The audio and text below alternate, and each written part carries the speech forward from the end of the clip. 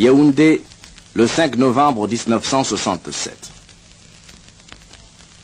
La création d'un grand parti national unifié ne procède pas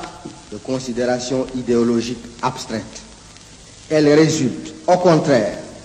d'une analyse froide et rigoureuse de la situation objective de notre pays en particulier et de l'Afrique en général. Si, en effet,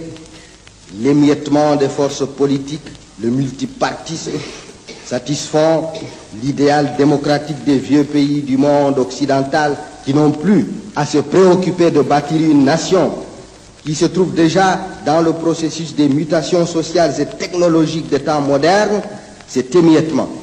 l'existence de forces politiques divergentes, fondamentalement antagonistes, ne peuvent représenter dans notre contexte qu'un élément de désordre et de stagnation, sinon de recul, en ce sens qu'en cristallisant les divisions, ils deviennent nécessairement de sérieuses entraves au progrès. Ce n'est un secret pour personne que, dans notre Afrique, où la réalité tribale est encore vivace et où le sens du loyalisme idéologique demeure embryonnaire, le parti politique a fortement tendance à s'identifier au groupe tribal,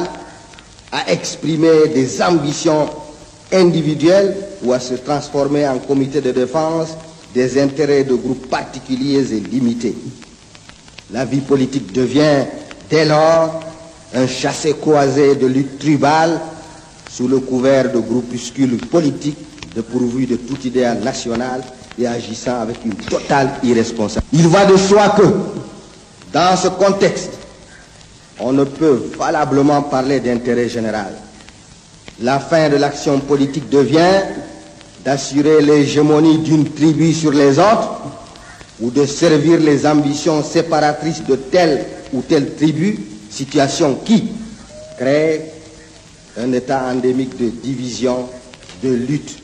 d'intrigues si préjudiciables à la consolidation des institutions et au développement d'un pays.